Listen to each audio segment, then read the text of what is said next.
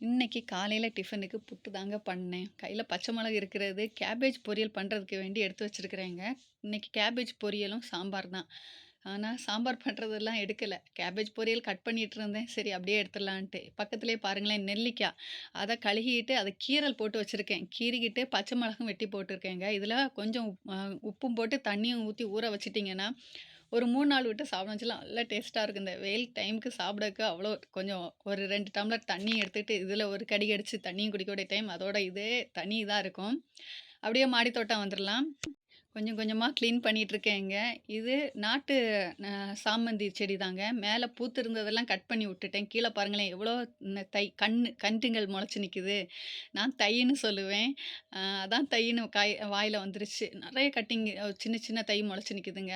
அதுக்குள்ளேயே தான் விட்டுருக்கேன். எடுத்து மாத்தி நடல. சரி இப்ப எல்லாத்தையும் கட் பண்ணி காஞ்ச இலைங்களெல்லாம் வெட்டி விட்டு கிளியர் பண்ணி சைட்ல ஒதுக்கிட்டு, அதுக்கப்புறமா வேணா மாத்தி நட்டுக்கலான்னு சொல்லிட்டு, அப்படியே சைட்ல எடுத்து வச்சுட்டு, அடுத்தத கிளீன் பண்ண தொடங்கிட்டேன். இதில பார்த்தீங்கன்னா, டேபிள் ரோஸுங்க.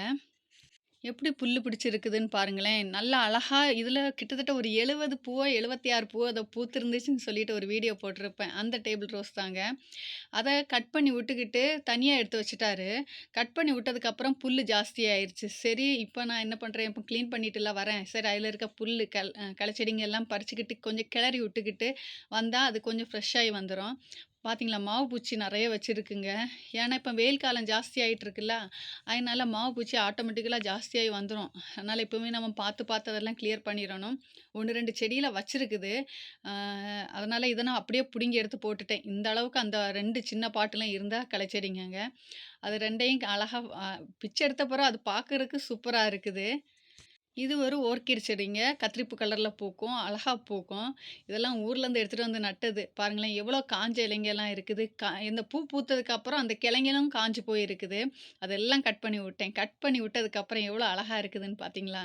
பச்சை பச்சேன்னு இருக்கு. அந்த காஞ்ச இலையோடு இருந்து பார்க்குற அழகுக்கும், இப்போ பார்க்குற அளவுக்கு எவ்வளோ வித்தியாசம் தெரியுது. அழகா இருக்குது. ஒவ்வொன்னையும் கட் பண்ணி விட விட அதோட அழகையும் ரசிச்சுட்டு இருக்கேன். இந்த பாட்ட பாருங்களேன், நஞ்சு நொஞ்சு போயிருச்சுங்க வெயில்ல இருந்து இருந்து. இனி இதில எதுவும் நட முடியாது. சரி பார்த்தேன், அதுக்குள்ள 2, 3 செடி இருந்துச்சு. அதெல்லாம் எடுத்து மாத்தி வேற ஒரு பாட்ல நட்டுக்கிட்டு, அதில இருக்க மண்ணெல்லாம் எடுத்து வேற பாட்ல வைக்க போறேங்க. இது பார்த்தீங்கன்னா, காய்கறி வேஸ்ட்டுங்களெல்லாம் நான் டப்பா கட் பண்ணிட்டு அதுக்குள்ள போட்டு அப்படியே நான் செடிங்களுக்கு வைப்பேன். டைம் கிடைக்கக்கூடிய டைம் இப்படியும் பண்ணுவேன். இந்த வேலையும் பண்ணுவேன். டைம் இல்லாத டைமு காய்கறிங்க வேஸ்ட்டுகளெல்லாம் சேர்த்து சாக்குல கட்டி வச்சு, அதையும் உரம் ஆக்கி